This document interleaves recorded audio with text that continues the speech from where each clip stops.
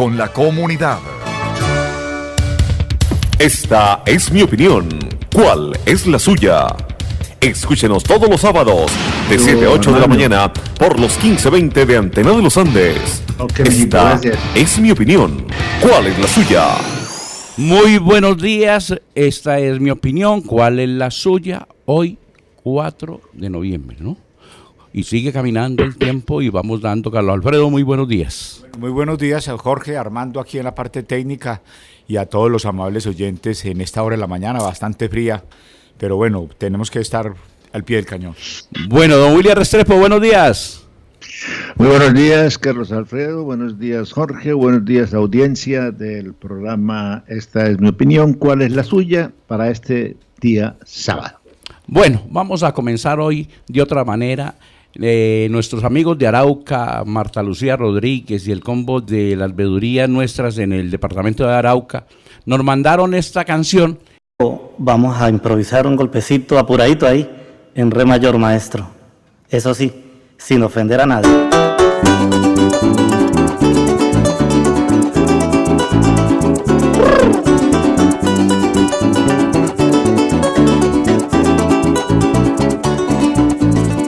Voy a cantar unos versos en un golpe apuradito y sin ofender a nadie, por eso canto bajito.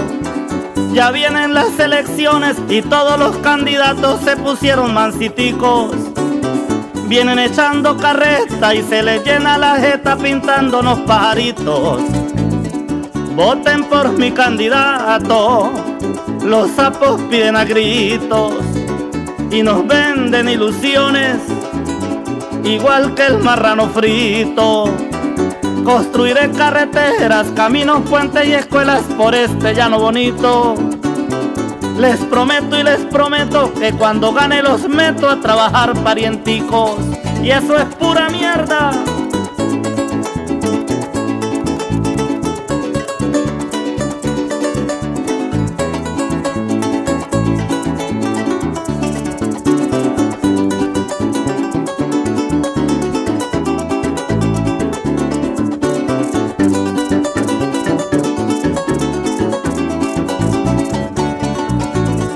Con discursos y mentiras engañan al pobrecito.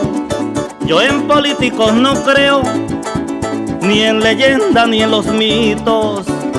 No creo en renquere perro, ni que se amaña en el cerro un araucano criollito.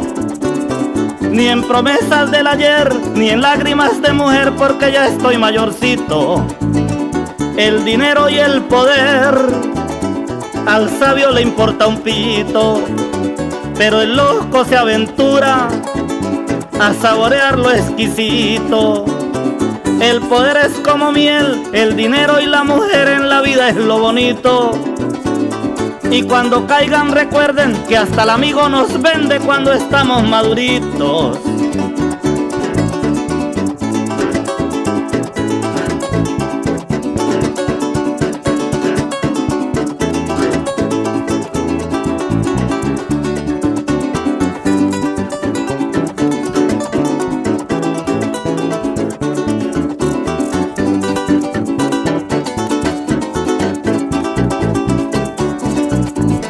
La democracia en Colombia no existe y se los repito.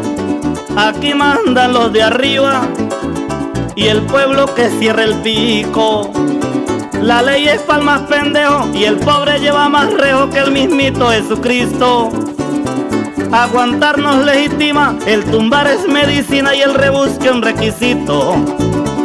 Si yo pudiera escribir lo que mis ojos han visto, ratificaría también lo que en la Biblia está escrito. Pero soy un cantador, autor y compositor, por eso grabo este disco. Y es por amor al dinero que el pobre lleva del bulto y el poderoso es el rico.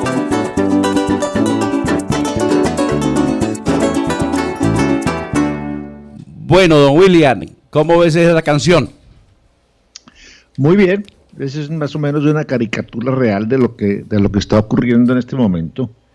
cuando le brota a todos los políticos la corrupción por los poros y se vuelve visible con las promesas que hacen, con los compromisos que adquieren, cosas que nunca cumplen, y ver este pueblo como con los ojos vendados respondiendo solamente a los estímulos de unos individuos sin moral, sin ética, simplemente preparados única y exclusivamente para robar, tan simple, así de simple. Eso como se ha vuelto una carrera, una profesión. Ya la política no es una vocación, sino que es una profesión en la cual todos tratan de aprovechar lo más que pueden. Y en este momento, cuando las campañas políticas comienzan a tomar forma y comienzan a repartirse todo y a acomodarse, no hay que olvidar que por corrupción hay 156 políticos vinculados, que hay 2 billones de pesos envueltos en el erario público en la corrupción, de que hay senadores, representantes a la Cámara, exministros, consejeros presidenciales, gobernadores, alcaldes, concejales, diputados, en la cárcel o enjuiciados. Los responsables de 2 campañas presidenciales del 2014 por ingreso de dinero del exterior sin soporte de cuentas y violación a los topes electorales. Y una cosa muy simpática, 2 de los congresistas que más votos sacaron, Musa Besaile y Bernardo Miguel Elías Vidal, están presos. Y hay que tener en cuenta estos de ahora, los que hacen la laraca y los que hacen escándalos, los que hacen reuniones y se cambian de partido y tratan de fundar hasta otro partido. Y esos individuos hay que considerar que son los futuros habitantes de las cárceles del país, y esos van derechito, van sin problemas de ninguna clase, porque 6 de cada 10 personas en este país creen que la corrupción es lo único que aumenta en esta nación, desafortunadamente. Carlos, está reflejada en todos y cada uno de estos individuos. Bueno, la tristeza de personas de bebedores como nosotros es que nuestras acciones no representan muchos efectos inmediatos, porque la gente sigue dormida. Hay que buscar el por qué no reacciona la gente. Carlos Alfredo. Bueno, William, un especial saludo al otro lado de la línea. Una muy buena mañana para usted y todos los suyos. Pues yo, de alguna manera, tengo alguna diferencia con la canción. Porque sí, está bien que la culpa en Colombia es de una clase política corrompida. Pues eso pretender decir lo contrario sería uno estar ciego o no ver uno la realidad. Pero hay 2 cosas. No todos los políticos son corruptos. Entonces, a mí no me gusta cuando se hace una tabla rasa con todo el mundo, porque yo, por ejemplo, actúo en política. Y a mí sí no me gusta que me metan en eso. Entonces aquí, con tal de deslegitimar a todo el mundo, deslegitiman a todos por eso. Es como si yo voy a decir, entonces, todos los de la Iglesia Católica son corrompidos porque tal cosa. No, hay un problema con muchos de los actores de la política. Con muchos. Además, aquí tampoco se dice una cosa, que esos políticos llegan por la gente.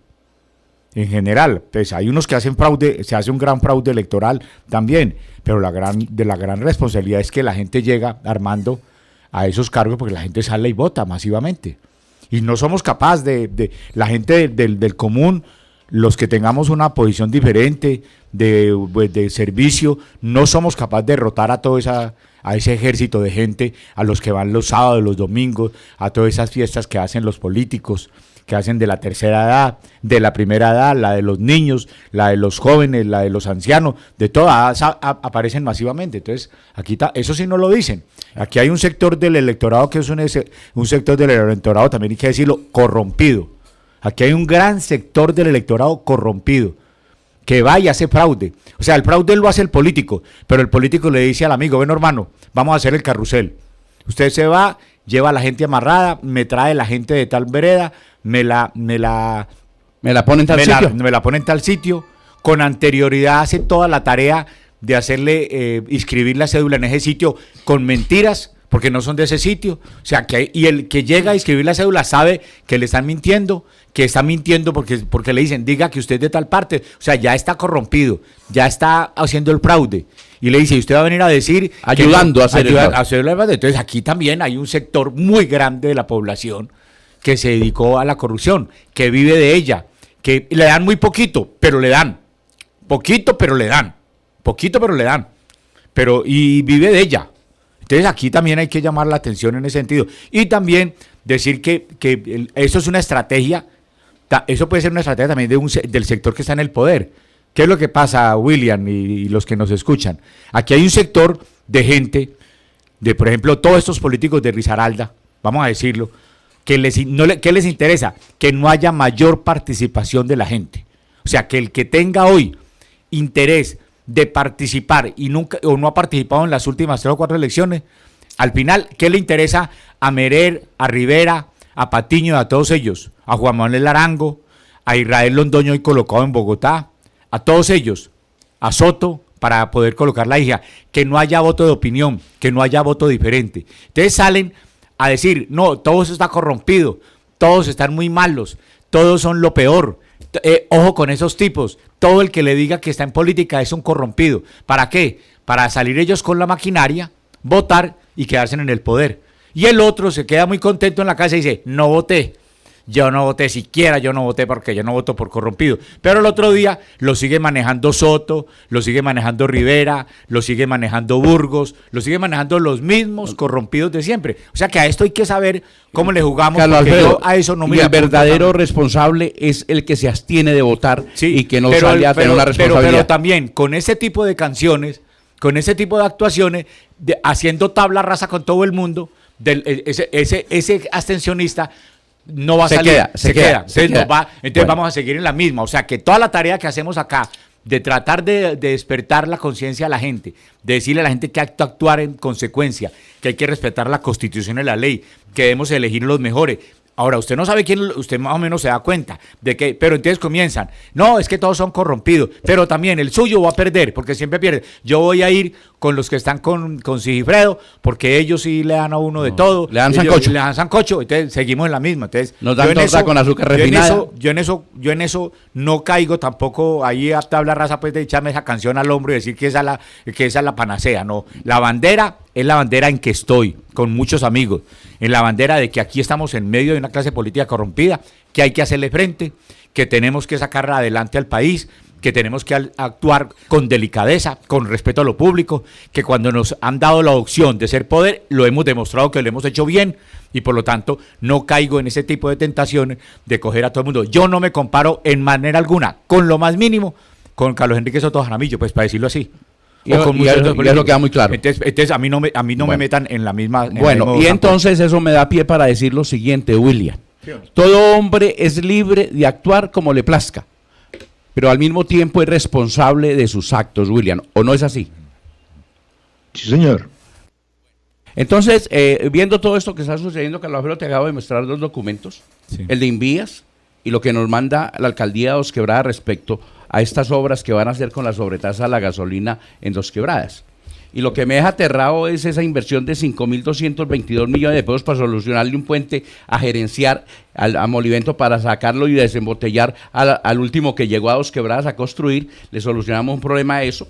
Nos llega un documento de Invías que ellos son los que manejan la vía del puente Mosquera, la avenida Simón Bolívar, es de la Nación.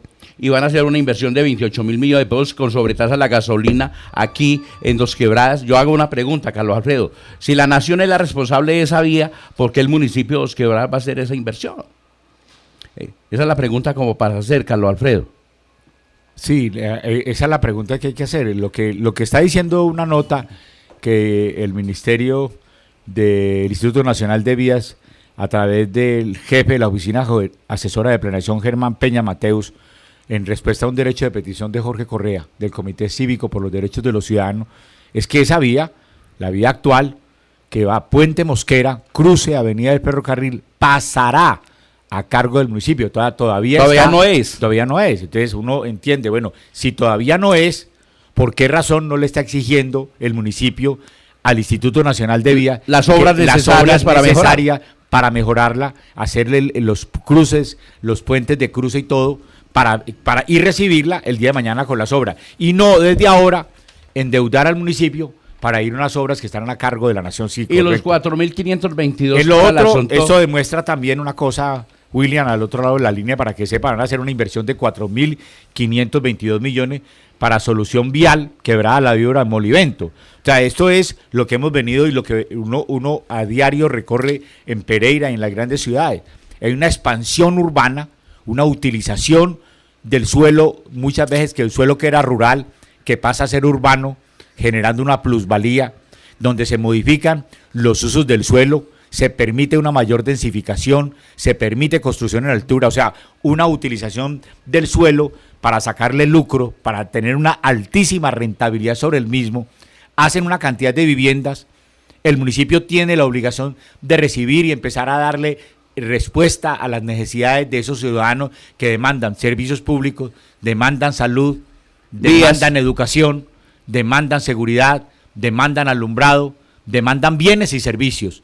Y a su vez, a los urbanizadores cogen la plusvalía, cogen todo, se lo llevan y entonces, afuera de eso, le dejan a cargo el municipio hacer las intersecciones viales, que es lo que estamos viviendo hacia la zona de Cerritos. Anoche, por ejemplo, veníamos de Apía y entonces la situación es una vía completamente congestionada, donde unos cruces peligrosísimos. De aquí no hay un solo puente peatonal. Hay un solo puente peatonal que lo tuvieron que hacer a la brava por una cantidad de muertos, que es en el sector de Estación Central. De Fonda Central. Donde uno ha muerto. De resto usted se viene y no encuentra un solo paso peatonal definido, siquiera con un semáforo, con algo, ni siquiera en el sector de Unicentro, que es un sector altamente comercial. ¿Y qué ha pasado? Que los urbanizadores van, construyen, se apropian de la plusvalía, densifican y dejan a cargo a los municipios. Los municipios no tienen con qué. En Dos Quebradas, en vez de exigirle a estos urbanizadores, decir, bueno, va a hacer uso del suelo, va a desarrollar, me entrega las obras internas y complementarias. Y yo como municipio le recibo y hacia el futuro comienzo a atender las necesidades de esa población que llegue allí y los atiendo y los doy los servicios del Estado. Pero no, construya, me deja medias y yo después también me tengo que hacer cargo de eso, porque esto es un problema gravísimo de empobrecimiento, de carga de pasivos a unos municipios que no tienen con qué afrontar todas esas necesidades. El otro se enriquece, el dueño de la tierra, el constructor se enriquece, el intermediario financiero, y el municipio se empobrece y el ciudadano del común lleva todos los días, porque le siguen subiendo y subiendo los impuestos, las tasas, las contribuciones, y no recibe nada a cambio del municipio. Esto es una tarea de discusión. Y mientras sucede todo esto, mañana la alcaldía de Dos Quebradas va a hacer lo del presupuesto participativo para regar 800 millones de pesos por todo el municipio en los 12 comunas y los dos 800 millones. 800 millones. O sea, la quinta parte. La quinta parte de hacerle el negocio a un particular. A un particular, sí, eso es una. Y esos líderes de barrio. Es una bellaquería. Esos líderes de barrio se van a sus comunidades a invitar a la gente a votar por eso, cuando su derecho es más amplio que un presupuesto participativo, que eso es una burla con la gente. Pero a la gente le gusta. Entonces me decía uno de esos líderes, me decía, es que don Jorge, es que algo tenemos que hacer para que no me la roben todas. Le dije, venga, que no puede ser así, vigilen mejor, pregunten de dónde va a salir la plata. Entonces resulta que mañana votan por eso, el año entrante todavía no les han dado nada, no han hecho absolutamente nada. Y por lo total, yo le digo a esos líderes de barrio, venga, vuelvan en serios también, aprendan a estudiar un poquito más, don William. Esto es un juego medio raro. Nosotros hablamos aquí de que se van a repartir 800 millones de pesos en ese cuento del presupuesto participativo. La gente lo acepta, los políticos lo hacen. Toda esta plata, todo ese dinero que se sacó por la sobretasa de la gasolina, muy oportuno para una campaña electoral, y esos 800 millones de pesos son para eso, porque no va a resultar nada. Es decir, el gasto se va a registrar, pero las obras no se van a ver, que es lo que está ocurriendo en el departamento de Risaralda, que que las partidas aparecen, los dineros desaparecen y las obras nunca se hacen, nunca se terminan. O sea, si se comienzan, se quedan comenzadas. Es decir, eso, ¿cómo se llama? No, se llama mal gobierno, se llama corrupción, se llama falta de planeación. Bueno, y viene otra cosa allí. Están haciendo, adecuando una sede comunal donde quedaba el puesto de salud, y les van a adecuar a los jóvenes un asunto de una biblioteca. Y hay una edificación de más de 40 años que la van a adecuar. Hombre, yo creo que eso es una locura. Y entonces hablo con el secretario y el secretario me dice, no, es que los muchachos exigían. Le dije, venga, uno tiene que aprender a exigir bien, móntele una cosa moderna, si es una biblioteca, un centro de encuentro, un tertuliadero, un sitio de reuniones, háganle una cosa que valga la pena a la gente. Pero se me catean la plata en nada. Y ayer a las 10:30 visité esa zona y allá no había nadie trabajando. Entonces uno dice, venga, ¿qué es lo que está pasando aquí? Porque el ciudadano del común pide cosas puntuales y se olvida también que hay que generar un entorno agradable para toda la comunidad, Carlos Alfredo, que es un problema grave también que se nos está presentando. Bueno, sí, esto es un problema del mal gobierno. Esto se soluciona en la medida en que tengamos funcionarios con méritos. Tenemos que construir, William, una sociedad en méritos. Esta administración, la gente, el momento de votar, cuando usted elige, es que estamos eligiendo muy mal. Y estos que eligen mal, los que quedan elegidos, son los que nos montaron la Corte Suprema de Justicia llena de corruptos, los que nos muestran un Consejo de Estado donde al final tampoco la justicia opera, procesos en el Consejo de Estado demorándose en 7, 8, 9 años, no funciona la Fiscalía General de la Nación porque nos metieron un vicefiscal jefe, que es jefe anticorrupción, el más corrupto del país, porque tenemos un Congreso que no funciona, porque hay una minoría que realmente apenas a duras penas trata de sobrellevar toda la carga de defender a los ciudadanos, unas minorías de 5 o 6 senadores, que además hay que reconocer, y yo reconozco eso, esta semana los senadores de la oposición fueron calificados nuevamente como los mejores senadores y los mejores congresistas. O sea, hay una minoría, la minoría saca la cara por lo escasa de la democracia. Entonces eso es una tarea muy difícil, también cuando usted ve una cantidad de municipios donde los secretarios de despacho son cuotas de los concejales, son cuotas de diputados que llegan allí no por méritos, sino porque hay unos acuerdos políticos para las próximas elecciones, porque compran el puesto, porque se van y se someten a que los contratos se los entregan a los amigos, violando todos los procedimientos. En fin, estamos en un problema que tenemos que solucionar en la medida en que la gente crea en la democracia, crea que hay que salir a votar responsablemente, fortalecer los partidos políticos y fortalecer también un tema que es importante, que la gente tenga cultura política para poder definir qué es lo que quiere de Estado, qué es lo que quiere de administración y cómo afrontar esto decididamente. Mi querido William. Lo que pasa es que los políticos nuestros no están empeñados en solucionar problemas ni en buscar mejores formas de vida para el electorado o para los ciudadanos, sino que tienen solamente dos objetivos. Uno de ellos es enriquecerse lo más rápido posible en 4 años, y el otro es el continuar esa cadena de engaños que viene desde hace muchísimo tiempo, y al mismo tiempo están tratando de cómo, cuando aparecen voces que quieren no solamente representar, sino que quieren advertir a la comunidad de lo que está ocurriendo, pues buscan las mejores formas para ellos, para callar esas voces. Entonces aparecen las tutelas, aparecen los montajes, aparecen las acusaciones contra quienes están hablando, están diciendo cosas y machacando las verdades, y entonces se entretiene el cuento, porque los que hablamos tenemos que responder por esas denuncias, y entonces el cuento se calla por un tiempo y nos ponen a voltear, pero nos callan en cierta forma. Y en cierta forma tienen éxito los tipos, y los tipos están empeñados, esos individuos están empeñados es simplemente en lo que yo llamo callar al cantor. Y ellos buscan eso, y el otro objetivo es de llenarse de dinero. Pero sí, lo que decía Carlos Alfredo es muy cierto. Mire, el partido de la U es el que más tiene en tipos contaminados y ejecutados y juzgados y enjuiciados y condenados. El Partido de Cambio Radical, pues miren lo que es su propio director de Cambio Radical tiene un candidato que no lo respaldan públicamente, sino que lo respaldan por debajo de la mesa. Eso es corrupción y tratar de engañar a la gente. También tiene gran cantidad de sus miembros en la cárcel. Y el único partido que no tiene gente en la cárcel es el Polo. Entonces uno se pone a pensar, oigan, ¿será que el que menos está envuelto en corrupción, los que lo quieren callar, en la misma forma como callan a los que expresamos nuestra opinión y tratamos simplemente de orientar y decirle a la gente, oiga, ahora los otros que le están metiendo la mano al bolsillo, usted no se está dando cuenta? ¿Será eso?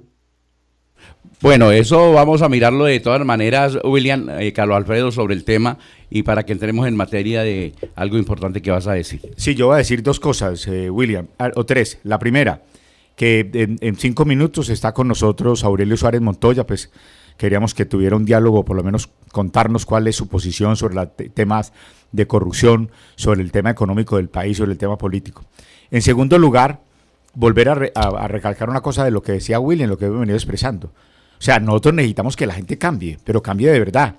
Yo me quedo aterrado en la opinión pública, cómo permite que el señor Carlos Enrique Soto Jaramillo, a quien logramos quitarle la curul como senador de la República, por medio del Consejo de Estado, que tiene una demanda en la Corte Suprema, porque hay que preguntar, nosotros colocamos una demanda en la Corte Suprema, William, paralela con la de la pérdida de investidura, porque hay una utilización indebida de recursos públicos, que no sabemos el estado en que encuentra, que ese señor se pavonee por todo el departamento de Risaralda con su hija, mostrándola como la sucesora de él, y que el electorado y la gente no diga nada. ¿Usted cómo logra a una persona quitarle la curul, hacer ese gran esfuerzo, y el tipo ahora se pavonea? Entonces la gente dice, ay, qué pesar, no, es que de todas maneras él tiene derecho a que su hija vuelva. Oiga, no, venga, esto es con una responsabilidad, esto es con méritos y con una decisión política que necesitamos realmente en el Consejo de Egreso de la República, personas que tengan antecedentes correctos, que tengan imparcialidad, que sean personas idóneas, formadas políticamente. Esa señora nadie la conoce, la hija de Carlos Enrique Soto Jaramillo,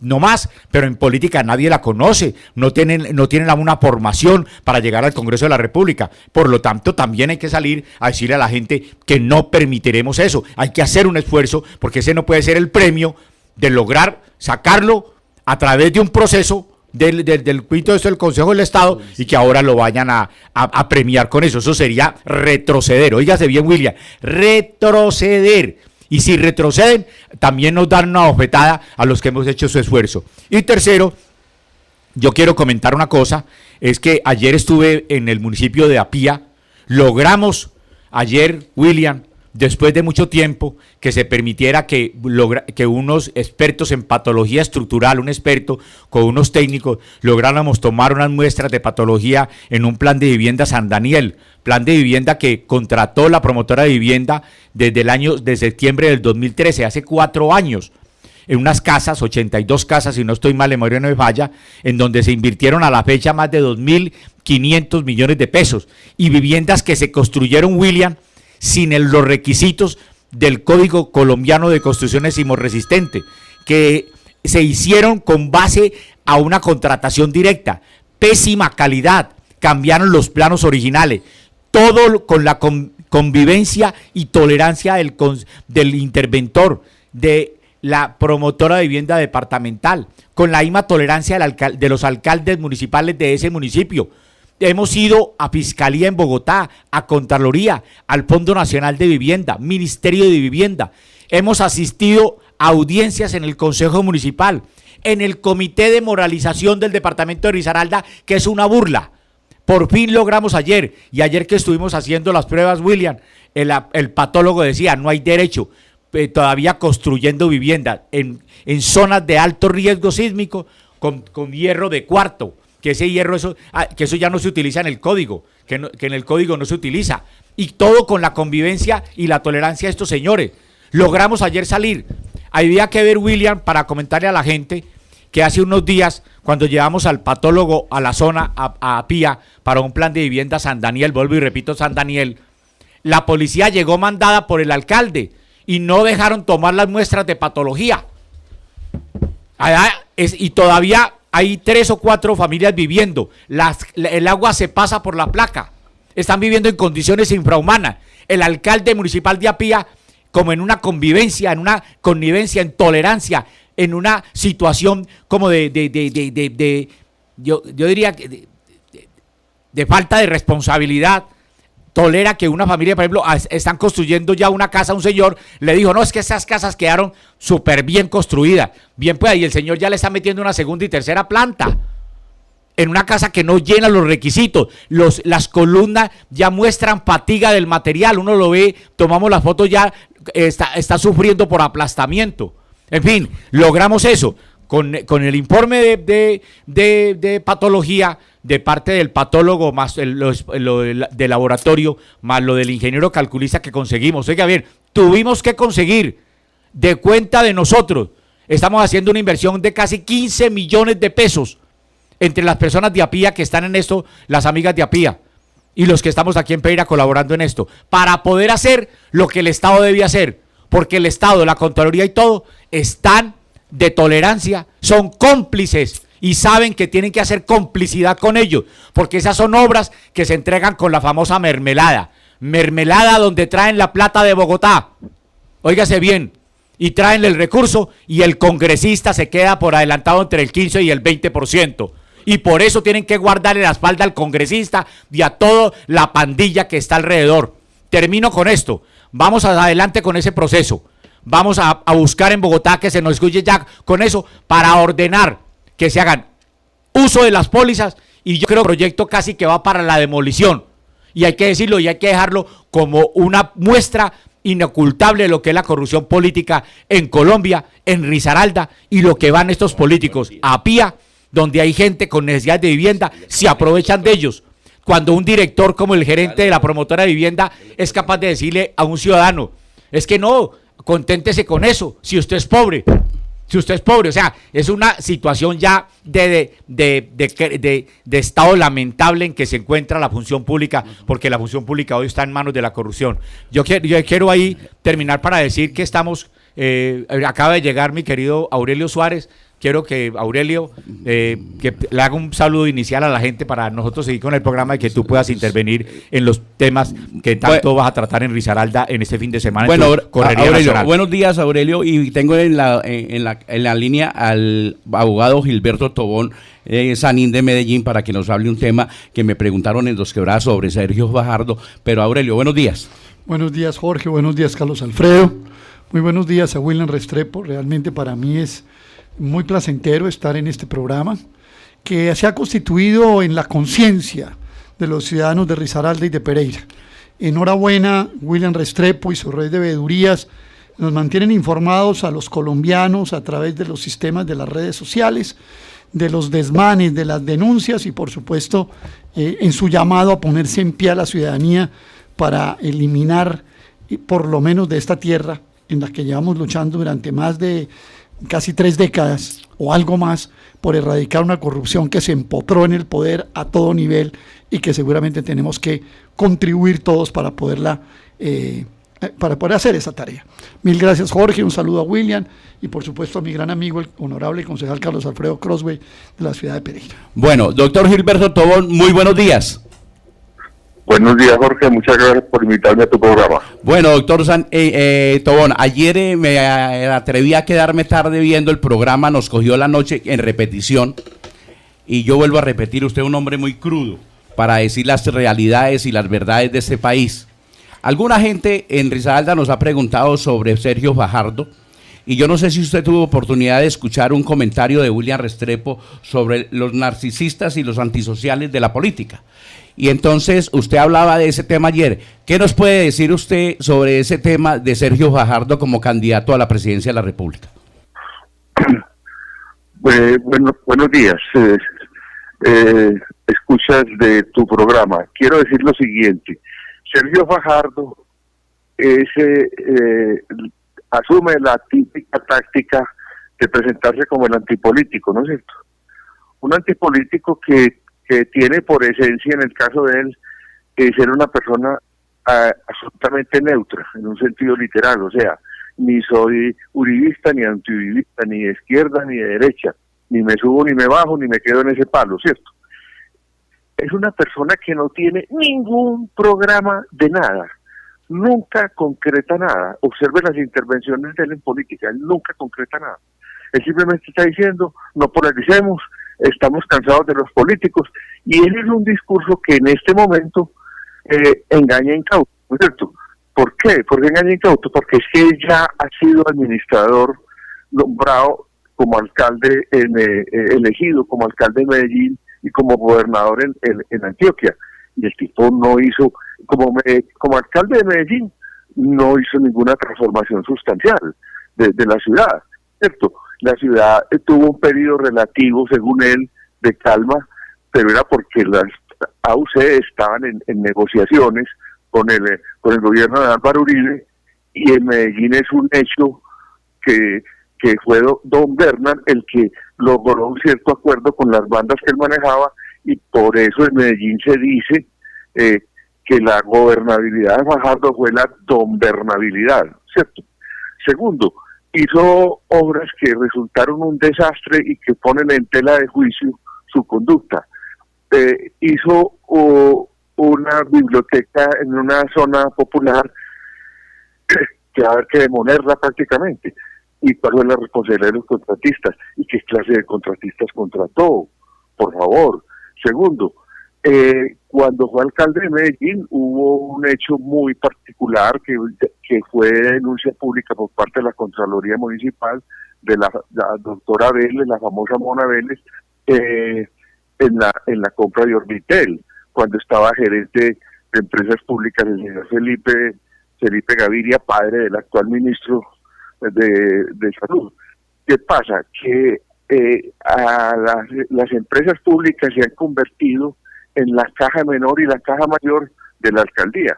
Las empresas públicas ya han cambiado mucho de lo que fueron hace muchos años y están permanentemente bajo el asedio del GEA, el Grupo Empresarial Antioqueño, ¿cierto?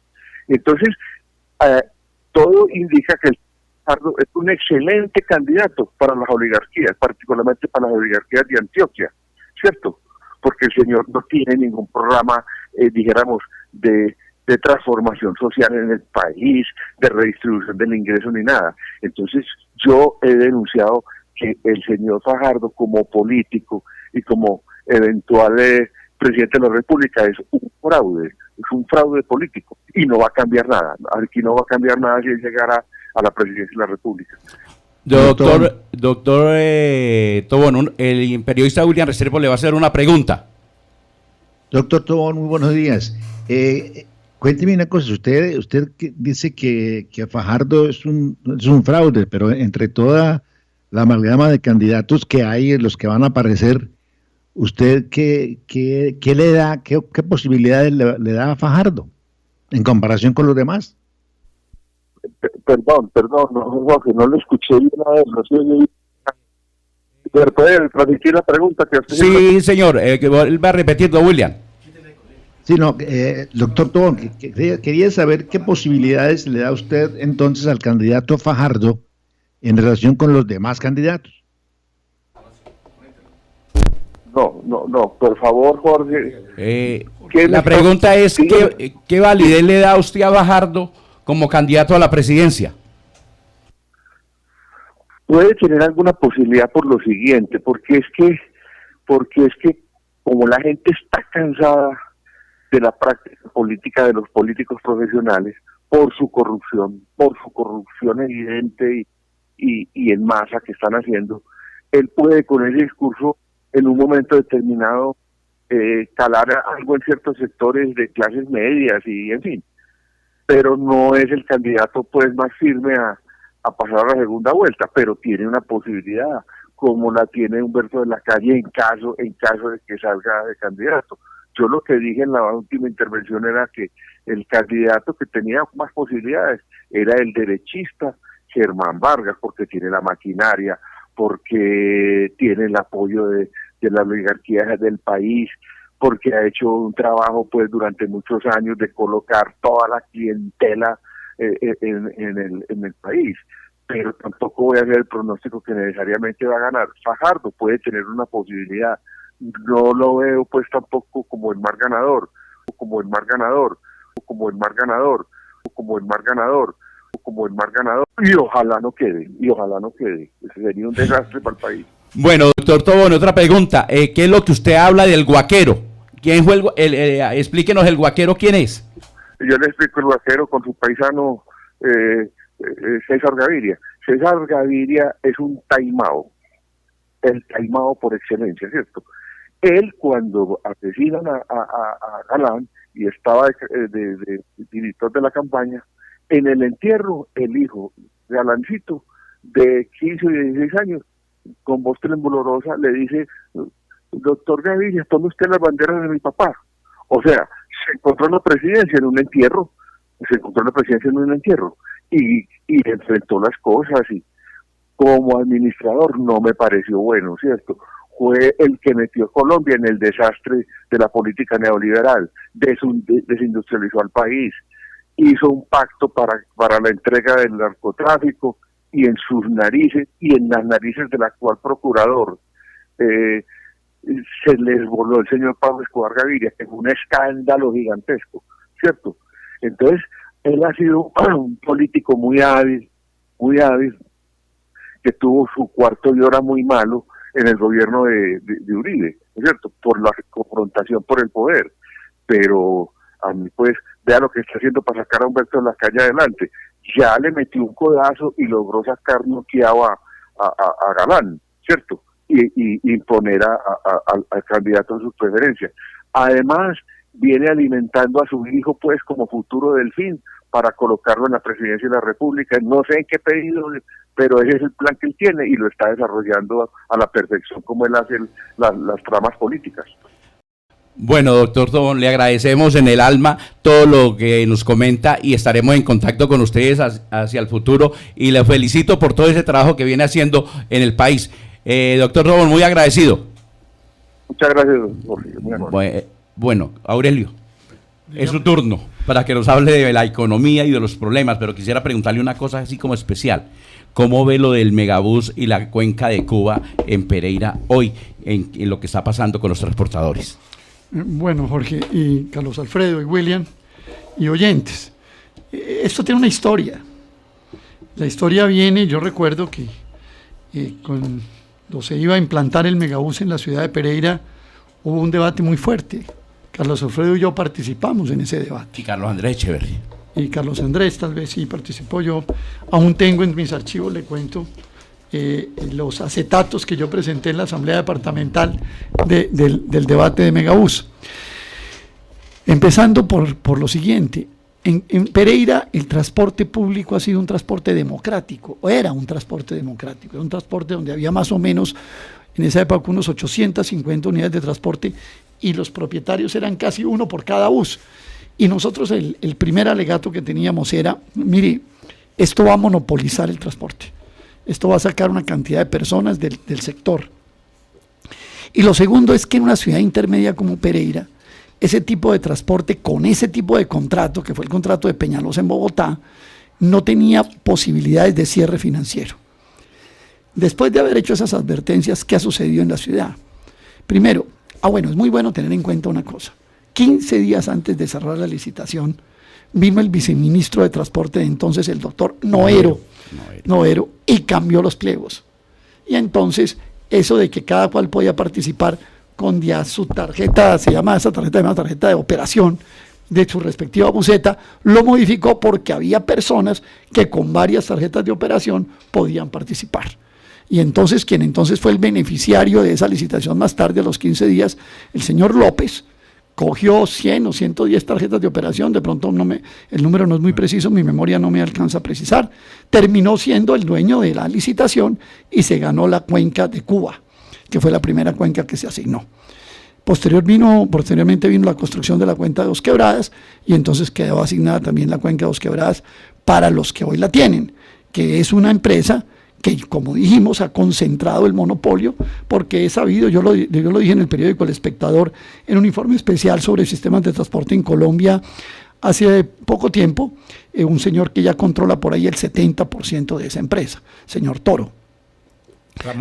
Ramón Toro, pues para llamarlo con nombre propio. Sí, Ramón. correcto, Ramón Y Toro. que hoy van detrás de la cuenca Cuba. Entonces, lo que se está viendo es que este aparece en términos de los pliegos y de las como el más importante proponente, digamos así, para la cuenca de Cuba, con lo cual se va a cumplir el pronóstico que habíamos hecho Carlos Alfredo y yo, Jorge, usted tal vez, y el señor Echeverry, habíamos hecho, era que se iba a terminar monopolizando en una sola persona o en pequeños grupos todo un transporte que era democrático. Es que partamos de un hecho, Pereira es una ciudad que tuvo una gran tradición democrática.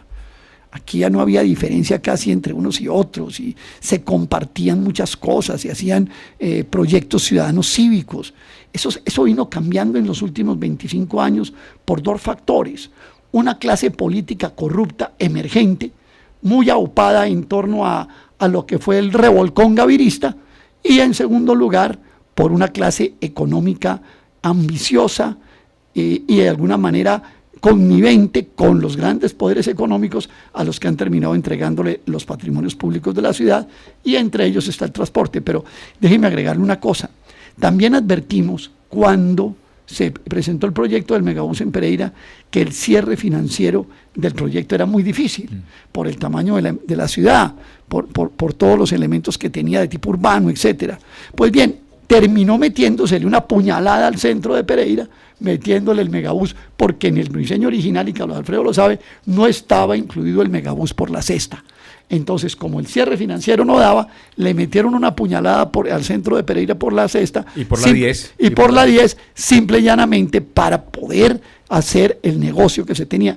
Detrás de esos negocios hay demasiadas cosas: constructores, recaudadores, bancos, financiadores, transnacionales que venden los buses, etcétera, etcétera. Bueno, Aurelio, pero es que ayer nos abordaron unas personas del transporte viendo eso, de que se van a quedar y van a monopolizar totalmente y van a dejar por fuera, y ahí a duras penas le van a dejar a los complementarios a un pedacito ahí como para que sobrevivan, a ver hasta cuándo. No, eso no tiene posibilidad. Pero mire, ¿sabe cuál es la conclusión o la consecuencia de esto? Va a pasar lo mismo que en Cali. Cuando usted entabla un sistema como este, ¿cierto? Que es un sistema que requiere el monopolio para poder sobrevivir. Porque, dicho sea de paso, y perdóneme si me amplío, Jorge y Carlos Alfredo, Hágale que es suyo. Los sistemas de transporte en el mundo son sistemas que trabajan a pérdida. En Nueva York, en Londres, en Tokio, en Bangkok o en Karachi. Trabajan a pérdida. Entonces, cuando usted tiene un sistema de transporte, el que se inventó Peñalosa en Bogotá, que se supone autosostenible, pues usted lo único que tiene que hacer es o le traslada a los usuarios los costos crecientes que tiene el sistema, porque un sistema de transporte a gasolina, a ruedas y a chofer es un sistema de costos crecientes. O sea, eso para todos los años el combustible sube, las llantas hay que comprarlas, el carro tiene una vida útil, etcétera, etcétera. El salario mínimo sube si es que le pagan el mínimo, y entonces usted lo único que tiene que hacer es trasladarle al pasajero, y llega un momento en que eso se estalla. A mí me llama la atención que el sistema de transporte en Pereira, el pasaje es casi igual al de Bogotá. Me ha llamado la atención eso. Entonces, y lo van a subir, por supuesto, porque tienen que irle trasladando los costos crecientes al usuario. Entonces, después llega una segunda fase, que como incluso subiéndole no alcanzan, se vuelven monopolio.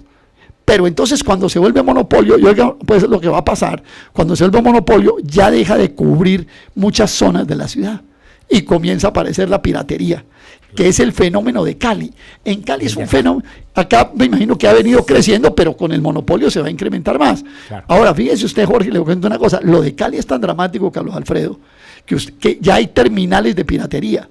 O sea, una gente saca en un carro, una gente de Agua Blanca, que va para Jamundí y llega y hace transbordo en Unicentro del Sur, hace transbordo con otros que están ahí y se ordenan por Avantel. Bienvenido, Pereira, al mundo del monopolio del transporte oficial y de la piratería. Sin duda que va a ser así. William, yo quiero hacer una cosa. Lo que pasa es que yo me tengo que retirar porque yo voy para el consejo, pero yo sí quiero decir 2 o 3 cosas acá sobre el tintero.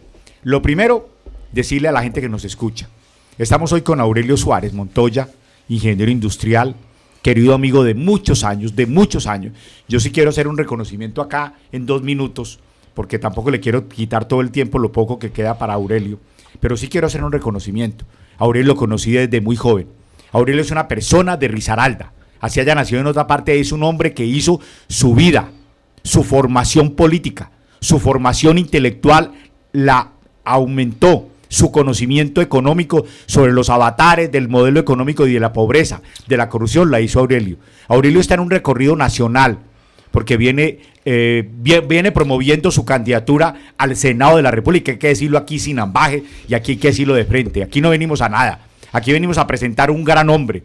Me siento muy orgulloso de ser su amigo de todas las horas y de muchos años. Desde el año 1976 lo conocí muy joven en Quinchía, cuando era un dirigente como profesional y estaba con los campesinos. Ya me tocó verlo. Hace muchos años, 41 años, Aurelio, desde el año 76. Pero quiero decirle a la gente, vamos a escucharlo, pero quiero decir, vamos a hacer un grupo, vamos a hacer que la gente nos escriba unas preguntas y vamos a hacer un programa con Aurelio antes de que se vaya de acá de Pereira, porque va a estar todo este fin de semana. Hoy lo voy a ir a acompañar a Belén, yo voy para el Consejo, pero después a Aurelio lo acompaño. Mañana voy a estar con él en Quinchía.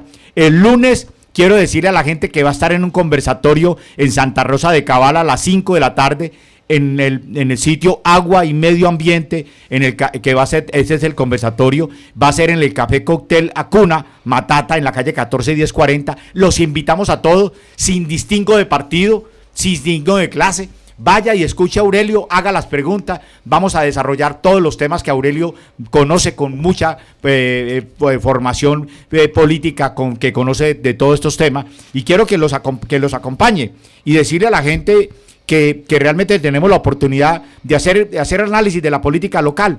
Y me despido con esta, Aurelio, para que sepa. Sí, Carlos Alfredo. Me voy a despedir con esta. Hay una crisis profunda en esa sociedad, un empobrecimiento de Padre y Señor mío. La clase media desaparecen los confeccionistas, escasamente sobrevive por la crisis actual, los cafeteros están medio aguando, el comercio hace agua, ya no hay industria. Los profesionales, los jóvenes salen de la universidad y se sienten sin futuro. Y hay una corrupción campeante. Yo soy ingeniero y tengo muy buena amistad con muchos ingenieros. Y esta semana me decía un ingeniero, Carlos Alfredo, estamos desapareciendo. Ya no hay trabajo, todo concentrado, todo es en mermelada. Y me decía, hay un político, me dijo su nombre, que tramita y trafica con los recursos de la salud. Todos los hospitales se hacen con recursos que él trae. Y todos tienen que ir, el que quiera contrato, tiene que comprarle a él el contrato. Eso es una miserableza, Aurelio. ¿Cómo es posible que hemos caído tan bajo? Pero también hay que decirle a la gente, queremos que el sol brille para todos, como dice nuestro querido amigo Jorge Robledo, y para eso también necesitamos poner de nuestra parte. Tenemos que salir adelante, tenemos que saber que es en la democracia, es en la participación política, es en el conocimiento de la economía, es en el avatar diario, en el batallar, en modificar el actual modelo económico, como vamos a buscar una luz en el camino para que realmente brille el sol para todos. Y yo no sé si William quiere... William, ¿alguna pregunta? Y que Aurelio tenga los últimos 5 minutos. Vamos a hacer un programa esta semana para pasarlo el último sábado, ya con cosas concretas, para que nos deje un buen mensaje, Aurelio, a esa comunidad risaraldense.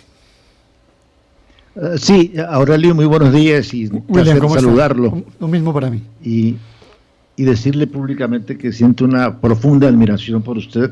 Lo escucho todos los días en Blue Radio. Sí.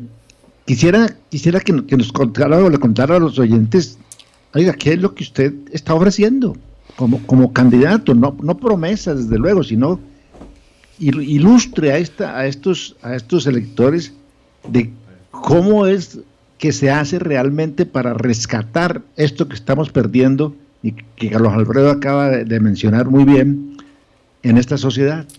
Bueno, William, mil gracias por este diálogo tan importante. Carlos Alfredo es muy entusiasta, ha sido mi amigo, casi mi hermano de toda la vida, así lo es, hemos luchado porque no hay nada que una más que la lucha conjunta. Y la verdad es que cuando usted me dice, Aurelio, ¿usted qué le ofrece? Yo me puse a pensar, William, ¿cómo termino yo mi vida? Yo soy una persona que tengo 65 años, he luchado toda mi vida, he escrito 14 libros soy miembro de la Academia Colombiana de Ciencias Económicas, soy ingeniero industrial. La vida me ha ayudado a que no tenga afugias económicas.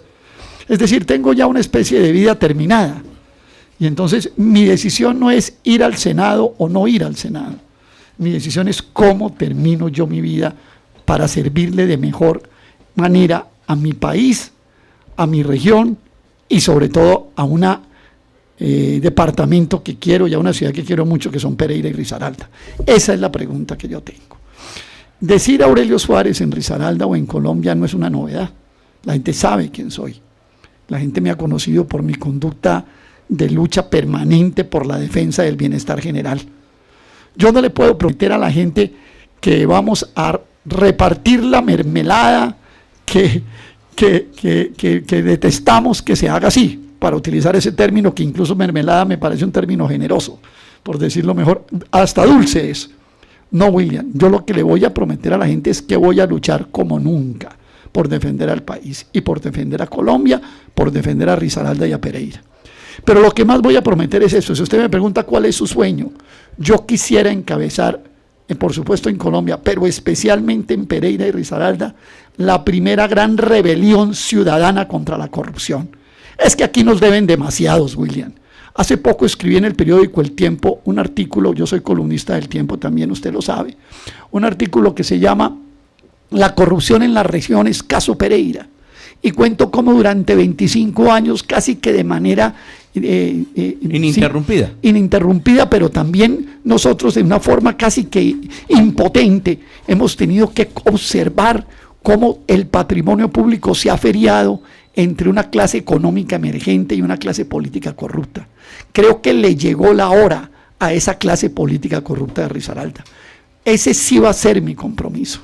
Es que vamos a hacer otro Risaralda posible, pero tenemos que levantar una gran rebelión ciudadana. Yo adopto un poco el término, usted lo sabe, de Bernie Sanders, ¿sí? Cuando levantó una rebelión ciudadana, digamos con ese término y algunas cosas adicionales como precandidato al Partido Demócrata. Yo creo que tenemos que tocar la campana, tenemos que hacer el llamado, hacer el sonido de trompeta de que tenemos que hacer una rebelión ciudadana para volver a Risaralda una región decente, donde la política se haga con decencia, donde las políticas públicas incluyan a todos, donde no haya una apropiación de los recursos públicos en beneficio cada vez de un menor número de ciudadanos que se han apropiado de ellos. No, vamos a ser capaces de levantar este departamento, de ponerlo en pie y de llevarlo a la decencia. Vamos a empezar un gran movimiento que termine trastocando toda esta pestilencia, haciendo la asepsia necesaria para poder darle a los risaraldenses y a los pereiranos una vida decente. Ese es mi compromiso, esa es mi propuesta, pero incluso ni siquiera mi compromiso, ese es mi sueño, y a ese sueño le voy a dedicar el tiempo que me queda de existencia, porque esta región que yo quiero y amo tanto merece que así se proceda en su favor. William. Pues ahí queda la respuesta completa. Y es decir, es la única solución que tiene este departamento de Risaralda y la ciudad de Pereira, porque es que la pestilencia que estamos manejando, o que estamos aguantando mejor, es algo ya enfermizo, no solamente física y materialmente, sino intelectualmente, psicológicamente.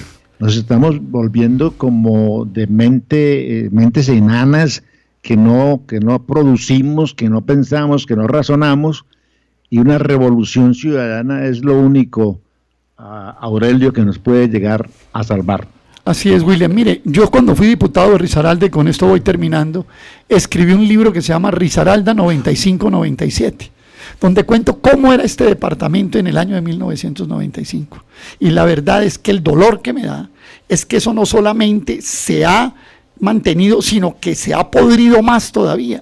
El caso del aeropuerto Matecaña. Y permítame decirle una cosa, estoy viendo con alegría, con satisfacción, con emoción, que Pereira se está levantando para dañar el negocio del Batallón San Mateo y hacer de ese sitio una parque ambiental necesario para todos los pereiranos. Vamos a dañar ese negocio y vamos a empezar por devolverle esa propiedad pública a todos los pereiranos, a firmar esa consulta popular. Y ojo, no es cierto lo que están diciendo algunos de que no se pueda modificar el POT. Si hay una consulta popular y se gana de que el sitio, el área donde está el Batallón San Mateo sea un parque natural, esa consulta es vinculante y hay que cambiar el POT. Que sea la primera batalla que ganemos la gente decente de Pereira, que sea la primera batalla volviendo el Batallón San Mateo un parque para todos los pereiranos, un pulmón para la ciudad. William, nos despedimos. Un feliz día, William. Muchas gracias por la oportunidad. Muchísimas gracias, Aurelio, muy amable. Se nos quedó lo del aeropuerto de Matecaña por fuera, pero eso lo haremos. Eso lo haremos. No se preocupe que eso no se nos queda entre el tintero. Bueno, William, y hasta aquí hemos llegado hoy. La gente logra entenderlo. Hasta aquí hemos llegado hoy, sábado, en Esta es mi opinión. ¿Cuál es la suya? ¿Cuál es la suya?